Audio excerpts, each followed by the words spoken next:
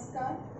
तो हम काल देख चुके हैं। अगला टॉपिक हम पढ़ेंगे कारक। और कारक ही क्योंकि आपको पूछे जाते हैं, कारक पूछा जाता है कि किसमें कौन सा वाक्य में कौन सा कारक है, तो वहाँ चिन्हों को आप पहचानना है। आपको चिन्हों को पहचानना है जिससे पता चलता है कि इसमें कौन सा कारक है, कर्ता है, कर्म है, करण है, कौन सा है। तो आज हम पढ़ेंगे कारक। तो हम देखते हैं कारक कारक क्या है। देख लें, जो शब्द संज्ञा या सर्वनाम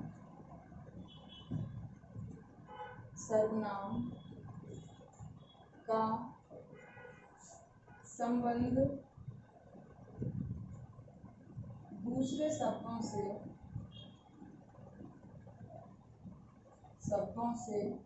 बताते हैं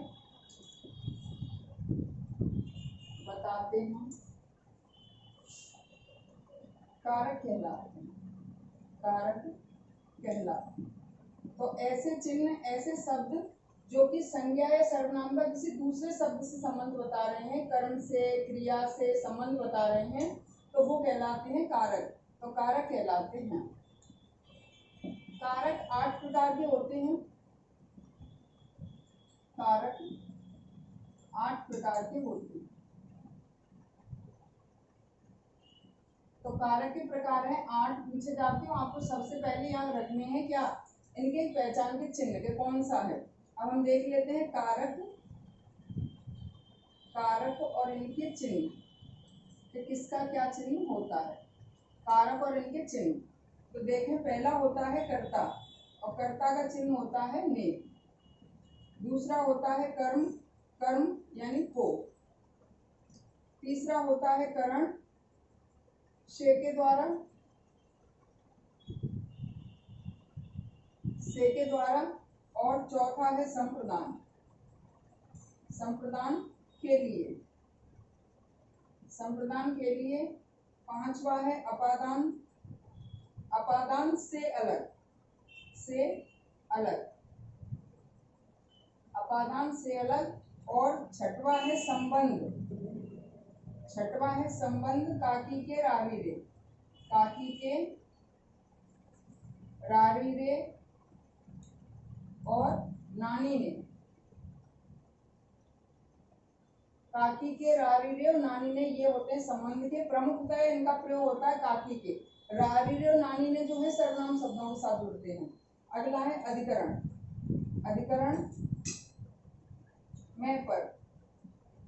में और पर, यह है। और अंतिम है संबोधन है हे अरे। हे और अरे संबोधन का। तो यहाँ देख लेते हैं हम कि प्रकार है कितने, 8। कर्ता ने, कर्म को, करण से के द्वारा, संप्रदान के लिए, और को भी आता है। संप्रदान के लिए, अपादान से अलग, संबंध काकी के, और अधिकरण में पर, संबोधन हे अरे। तो ये तो हो गए हमारे 8 प्रकार के कारक चिन्ह और इनके चिन्ह। कारक हो गए, कारक के नाम, और इनके क्या क्या चिन्ह है, परसर क्या है इनके, तो इनका ध्यान रखना है। कभी कभी एग्जाम में पूछा जाता है कि कर्ता कारक का परसर कौन सा है। परसर यानी चिन्ह पूछा जा रहा है आपसे। परसर्ग कहते हैं चिन्ह को ही, यानी यहाँ चिन्ह जो लिखा है इसी को परसर्ग भी कहा जाता है। तो यहाँ आपको पूछा जा रहा है कि कर्म कारक का परसर्ग क्या है, तो परसर्ग यानी आपको को देखना है वहाँ। तो चिन्ह भी देखने हैं। कभी कभी पूरा वाक्य दे दिया और ये पूछा कि वाक्य में कितने कारक हैं या इसमें कौन सा कारक है, एक ही दिया है, तो आपको देखना है वहाँ। कभी कभी 2-3 कारकों का एक साथ प्रयोग होता है, तो इनका भी आपको ध्यान रखना है। तो ये हो गए हमारे कारक और इनके चिन्ह। आगे हम देखते हैं इनको किस तरह से हम पहचानते हैं, और एक दो एग्जाम्पल। तो ये हो गए हमारे सभी कारक चिन्ह और इनके नाम। आगे देखते हैं। पहला है कर्ता कारक।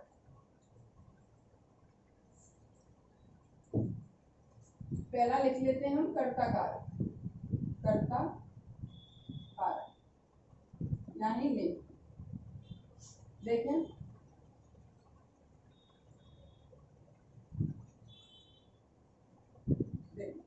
वाक्य में कार्य को करने वाला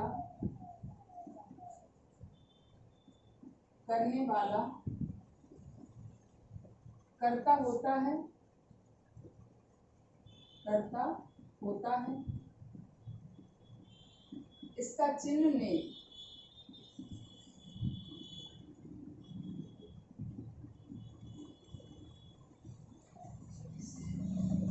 इसका चिन्ह ने होता है। तो कोई भी वाक्य है, आपको ध्यान रखना है, कोई भी वाक्य आपके सामने आ गया और उसमें कर्ता पूछा जा रहा है, या तो जैसे कहा कि राम ने पुस्तक पढ़ी या राम पुस्तक पढ़ता है, तो कर्ता यहाँ राम ही है, चाहे ने चिन्ह लगा है, ने पर से लगा है या ना लगा है। देखें जैसे उदाहरण के कि जैसे हमने कहा कि राम ने पुस्तक पढ़ी, तो यहाँ राम ने पुस्तक पढ़ी, राम ने कर्ता के साथ ने का चिन्ह हो गया। अगर इसी वाक्य को, जो राम ने पुस्तक पढ़ी भूतकाल का है, भूतकाल के वाक्यों में ने प्रयोग होता है, लेकिन अगर यही हमने वर्तमान में इसी वाक्य को प्रयोग किया तो ने का प्रयोग नहीं आएगा, लेकिन फिर भी हमें पता है कि कर्ता कौन है यहाँ, राम। जैसे हमने कहा कि राम पुस्तक पढ़ता है, अब यहाँ ने का प्रयोग नहीं होगा। अगर आप लगाओगे राम ने पुस्तक पढ़ता है तो ये गलत होगा, तो राम पुस्तक पढ़ता है, कर्ता कौन है, राम ही है। यहाँ छुपा हुआ है चिन्ह, यहाँ पर छुपा हुआ है, यहाँ स्पष्ट आपको दिखाई दे रहा है। तो यहाँ चिन्ह आए या ना आए, अगर आपको कर्ता पूछा जा रहा है कि कर्ता कौन है वाक्य में, तो राम है या परसर्ग क्या है, तो ने। तो यहाँ ने आपको दिखाई दे रहा है, तो ये अगर पूछा जा रहा है चिन्ह आएगा ने तो वो दिखाई दे रहा होगा, अन्यथा अगर कर्ता पूछा जाता है तो कर्ता कार्य को करने वाला वाक्य में कर्ता होता है। तो ये पहले ही इसका प्रयोग होता है, ये हो गया हमारा कर्ता कारक। दूसरा है कर्म कारक। कर्म कारक, कर्ता जिस कार्य को करता है, कर्ता जिस कार्य को करता है उसमें कर्म कारक होता है, उसमें कर्म कारक होता है। तो यहाँ कर्म कारक कब होगा, जो कार्य करता है, जिस कार्य को कर रहा है उसमें होगा कर्म कारक, और इसका चिन्ह को होता है, को होता है। ठीक, तो यहाँ देखें, यहाँ अगर पूछा जाए इसमें इन वाक्यों में तो कर्म क्या है, पुस्तक, राम ने पुस्तक पढ़ी तो पुस्तक में कर्म है। अब यहाँ जौन सा आपको जो पूछा जा रहा है वही आपको देखना है, या फिर देखना है कितने कारक आ रहे हैं। जैसे हमने कहा, एक लिखा कि राम ने रावण को मारा, राम ने रावण को मारा, दो कारक चिन्ह आ रहे हैं, राम ने और रावण को।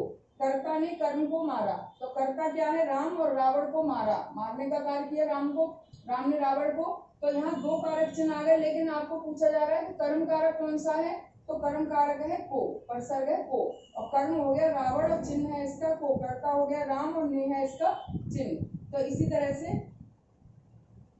कभी कभी दो दो कर्म भी आ जाते हैं वाक्य में। जैसे देखें कि माली ने पौधों को पानी दिया, अब यहाँ कर्ता कौन है, माली, पौधों को पानी दिया, पौधों को पानी, ये दो इसमें आ गए कर्म। चिन्ह आपका को आ ही रहा है, लेकिन कर्म यहाँ दो हो गए।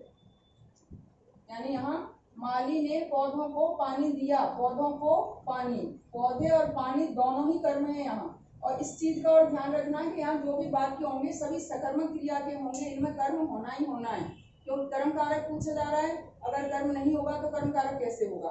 तो यहाँ आपको ध्यान रखना है कि इनमें कर्म कारक तभी माना जाएगा जब क्रिया होगी सकर्मक, यानी कर्म आएगा।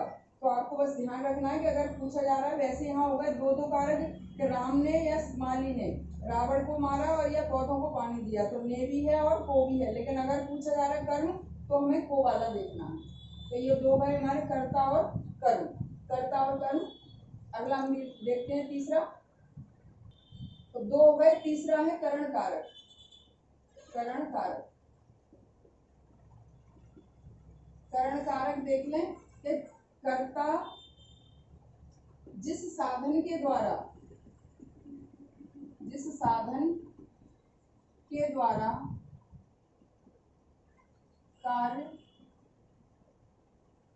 कार्य को पूर्ण करता है उसमें करण कारक होता है, करण कारक होता है। तो करण कारक कहाँ होगा? जिस साधन से हम कर रहे हैं। इसका चिन्ह होगा से के द्वारा, इसका चिन्ह से और के द्वारा होता है, इसका चिन्ह होता है से के द्वारा। अब यहाँ आपको देखना है कि किस साधन से, किससे कर्ता कार्य को पूरा कर रहा है, अपने काम को किस साधन से कर रहा है, उसमें होगा करण कारक और इसका चिन्ह होता है से के द्वारा। जैसे हमने कहा कि राम ने रावण को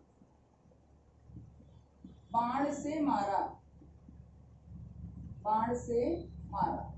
अब अगर यहाँ पूछे जाए कि कारक कितने हैं, तो कारक राम ने रावण को बाण से मारा। राम ने मारा रावण को काय से? बाण से। तो करण कारक है इसमें, यहाँ है करण कारक। बाण से, बाण से के द्वारा, बाण से मारा, तो इसमें करण कारक है। या हमने कहा कि छात्र बस के द्वारा विद्यालय जाते हैं, विद्यालय जाते हैं। तो यहाँ ध्यान रखना है कि बस के द्वारा जा रहे हैं, विद्यालय कहाँ कब पहुंच रहे हैं? काय से? बस के द्वारा। तो बस से, यहाँ करण क्या है? बस। तो विद्यालय जाने का कार्य काय से पूर्ण हो रहा है? बस से। तो यहाँ हो गया बस। इसी तरह से आपको देखना है कि के या से द्वारा, से है या के द्वारा है, तो आपका हो गया करण कारक। करण कारक यानी कर्ता जिस साधन के द्वारा कार्य को पूरा कर रहा है। चौथा है आपका संप्रदान, संप्रदान कारक।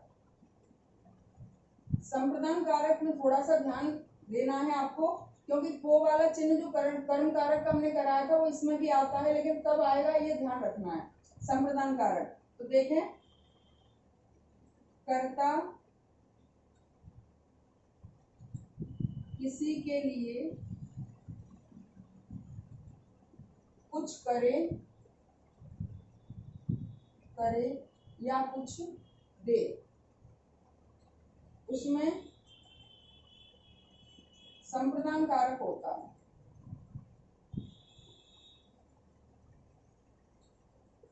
या तो कुछ कर रहा है कर्ता किसी के लिए, कि माताजी बच्चों के लिए खाना बनाती हैं, या सैनिक देश के लिए प्राण न्यौछावर करते हैं, तो के लिए चिन्ह आ ही रहा है। तो बाकी देख लें कि संप्रदान कारक होता है। इसका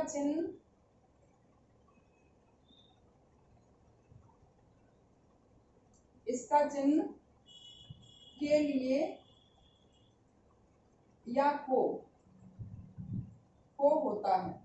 बस आपको को वाला ध्यान रखना है, क्योंकि कई बार एग्जाम में आ चुका है और को देखकर बच्चे ज्यादातर लगा देते कर्म पर, लेकिन को का प्रयोग हो रहा है अगर कुछ दिया जा रहा है, तो देने से पहले अगर ये लग गया को चिन्ह, तो ये संप्रदान का माना जाता है।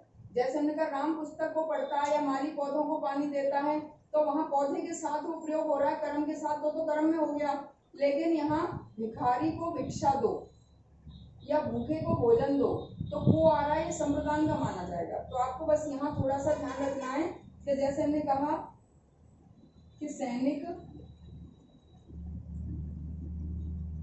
देश के लिए प्राण न्यौछावर करते हैं,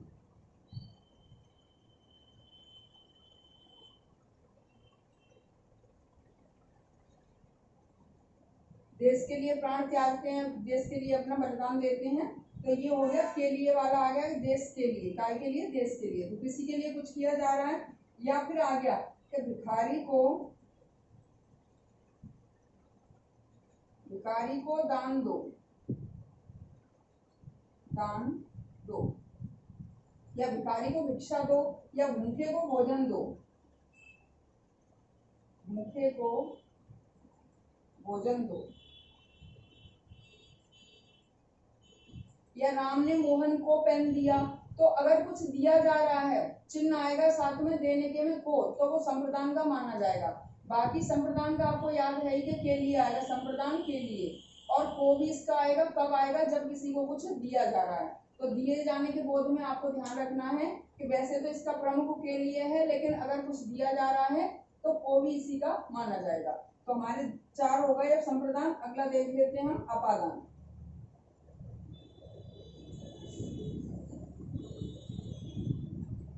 अपादान कारक है 5वां कारक।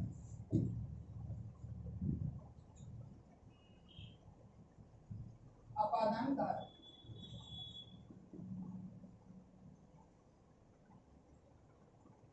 अपादान कारक किसी स्थान से व्यक्ति या वस्तु के अलग होने के लिए अपादान का प्रयोग होता है।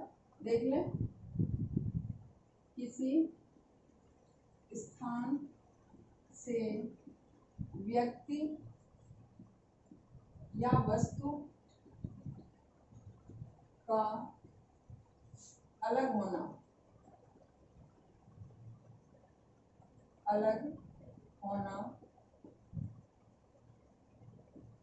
अपादान कारक कहलाता है। अपादान कारक में आपको ध्यान रखना है कि किसी जगह से, किसी स्थान से व्यक्ति या वस्तु का अलग होना कहलाता है। ठीक है, तो यहाँ अलग होना तो हमें पता है, इसका चिन्ह होता है से। इसका चिन्ह से अलग होना, अलग लिखा है कि से का प्रयोग तो हो रहा है, से का करण में भी था, लेकिन वहां से के द्वारा कार्य किया जा रहा है, यहाँ से अलग होने के लिए है, से अलग होता है। अब यहाँ ये तो हमें सभी को पता है कि ज्यादातर अपादान का अलग होने के लिए प्रयोग होता है, लेकिन इसी के साथ इसके अलावा देख लें यहाँ, इसके अलावा डरना, शर्माना, उत्पत्ति, उद्गम आदि में भी अपादान कारक होता है।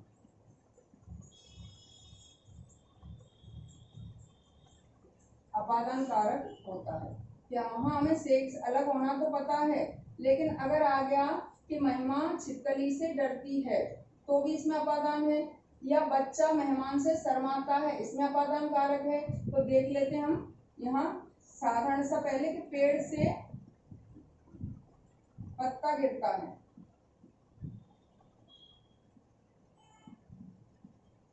यहाँ अलग हो रहा है, पत्ता अलग हो रहा है, काय से? पेड़ से। तो यहाँ पत्ता अलग हो रहा है, पेड़ से पत्ता अलग होना, गिरता है। इसी तरह से राम गांव से चला गया, या वह गांव से चला गया, तो इसमें भी से अलग हो गया, गांव से चला गया। तो यहाँ भी अलग, गांव से अलग होने के बोध हो रहा है। या हमने कहा कि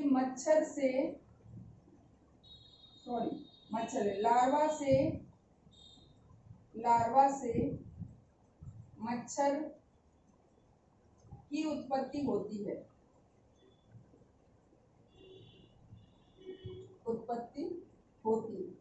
तो अगर इस तरह से आ गया उत्पत्ति का किसी का, छोटी चीज से बड़ी बन रही है, तो भी यहाँ के लार्वा से मच्छर बनता है, तो भी इसमें अपादान कारक माना जाएगा कि लार्वा से मच्छर की उत्पत्ति होती है। या कहा कि गंगा हिमालय से निकलती है,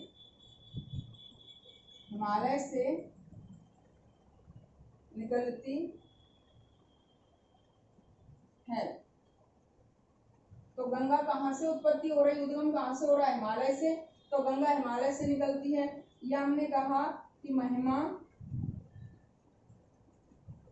छिपकली से डरती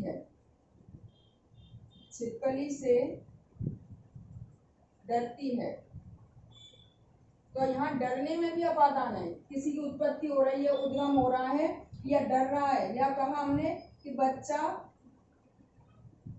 मेहमान से शर्माता है,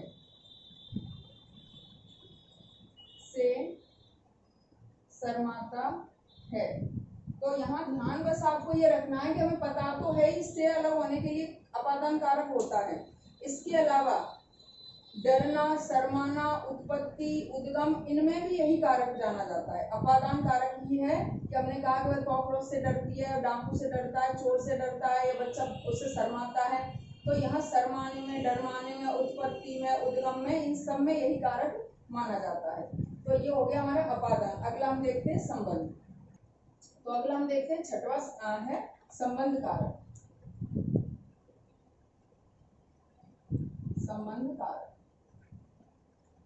तो देख लें, किसी व्यक्ति या वस्तु का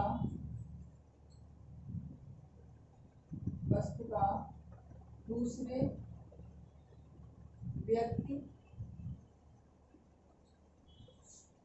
व्यक्ति या वस्तु से संबंध बताने वाले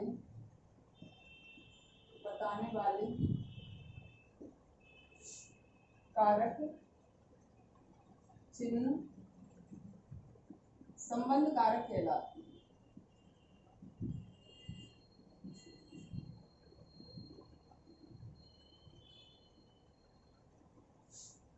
संबंध कारक कहलाते हैं। तो यहाँ देखें, एक व्यक्ति का दूसरे व्यक्ति या वस्तु से संबंध बताने वाले कारक चिन्ह होते हैं, वो कहलाते हैं संबंध कारक। इसका चिन्ह प्रमुख है का, की और के। तो प्रमुख इसका का, की, के ही होता है, लेकिन अगर रारी रे या नानी ने आता है तो ये भी इसी के हैं। रारी रे या नानी ने, तो ये भी इसी के हैं, काकी के, रारी ने। अब ध्यान क्या रखना है कि ज्यादातर इनका प्रयोग होता है, ये सर्वनामों के साथ आते हैं। तुम्हारा, तुम्हारी, तुम्हारे, तुम्हारी किताब, तुम्हारी साइकिल, तुम्हारी माताजी, इस तरह से। अपना सामान, अपनी किताब, अपने पैसे, तो इस तरह से यहाँ इनका प्रयोग होता है सिर्फ सर्वनामों के साथ, और बाकी ये तीन चलते हैं। जैसे हमने कहा कि राम दशरथ के पुत्र थे, तो यहाँ दशरथ से संबंध, दशरथ के पुत्र, तो यहाँ के पुत्र। या फिर कहा कि लव कुश राम के पुत्र थे, तो ये तो काकी के का पता ही, मेरे घर के सामने मंदिर है तो काकी के वहाँ मंदिर का संबंध बताया है घर से, तो ये चीजें आ जाएंगी। बाकी एक एक उदाहरण इनका भी देख लें कि देखें, तुमसे आ गया तुम्हारी किताब, या हमने कहा कि अपना सामान, तो यहाँ देख लें कि तुम्हारी आ गया या ना आ गया। आपके साथ अपना, तुम के साथ री, तो तुम के साथ री लगा, तुम्हारी, तुम्हारा, तुम्हारे, अपना, अपनी, अपने, इस तरह से इनका प्रयोग होगा।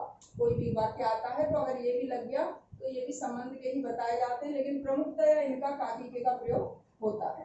तो ये हो गया हमारा संबंध कारक। अगला हम सातवां देख लेते हैं, अधिकरण कारक। अधिकरण कारक है सातवां। तो अगला हम देख लेते हैं सातवां कारक, 6 हो चुके हैं, सातवां है अधिकरण कारक। अधिकरण कारक तो देखें, किसी व्यक्ति या वस्तु का आधार, स्थिति या स्थान बताने वाले कारक चिन्ह अधिकरण कारक कहलाते हैं।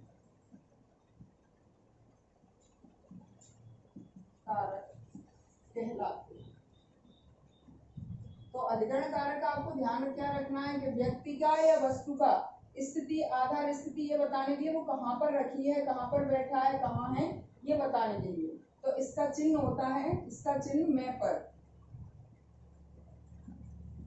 इसका चिन्ह मैं और पर होता है।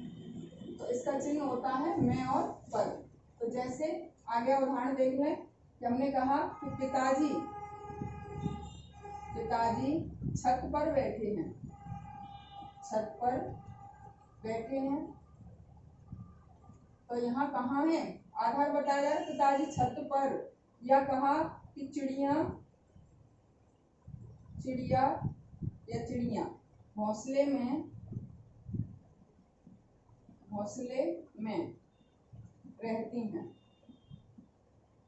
रहती हैं। तो यहाँ मैं और पर के लिए दोनों का ही प्रयोग होगा कि बंदर पेड़ पर बैठे हैं, कि पेड़ उसके है तो नीचे के है, तो यहाँ ध्यान रखना है कि अंदर है, अंदर के लिए मैं का प्रयोग होगा, ऊपर के लिए पर का प्रयोग होगा। जैसे माता जी घर में हैं तो मैं हो गया, पिताजी छत पर हैं, या बच्चे मैदान में खेल रहे हैं। अब यहाँ भी है कि कोई बड़ी चीज है उसके अंदर है तो मैं का प्रयोग होगा, लेकिन छोटी चीज है उसके लिए पर का प्रयोग होगा। जैसे यहाँ सड़क में खेल रहे हैं, नहीं, सड़क पर खेल रहे हैं, मैदान में खेल रहे हैं। तो इन चीजों का भी ध्यान रखना है कि कहाँ किसका प्रयोग करना है। तो मैं और पर दोनों का यहाँ प्रयोग होगा। लास्ट है हमारा संबोधन कारक। संबोधन में सिर्फ संबोधित करते हैं हम एक व्यक्ति को, तो वो है संबोधन कारक। तो अधिकरण के बाद अगला हम देख लेते हैं संबोधन कारक। 8वां है संबोधन कारक।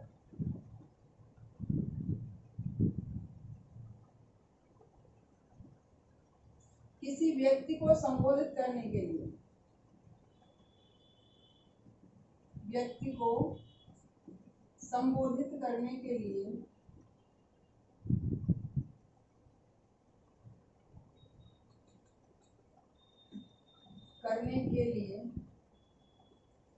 जिस कारक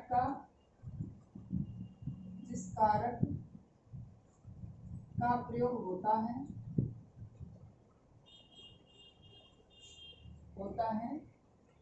संबोधन कारक कहलाता है।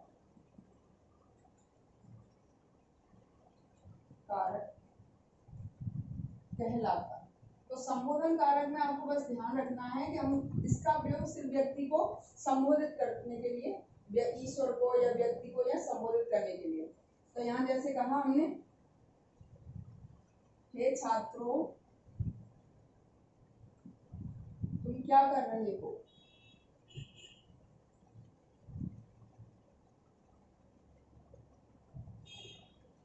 तो हमने कहा हे छात्रों तुम क्या कर रहे हो, तो हे का प्रयोग यहाँ हो गया। इसी तरह से हे आचार्य, उन्होंने आंसर दिया, हे आचार्य हम सब पढ़ रहे हैं।